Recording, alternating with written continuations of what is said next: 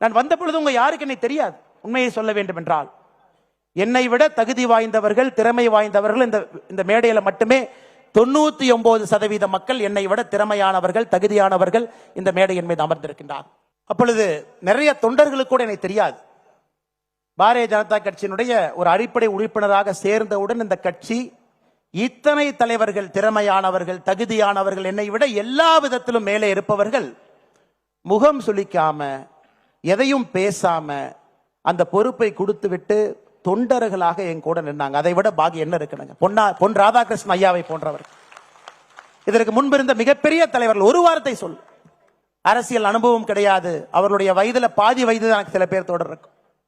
அப்படிப்பட்ட அற்புதமான மனிதர்கள் இருக்கக்கூடிய கட்சி இன்னைக்கு நாம் எல்லாம் ஒன்றாக இணைந்து ஒரு மனதாக முழு மனதோடு அவருக்கு பின்னால் அணிவகுத்து ஒரு படையாக நின்று 2020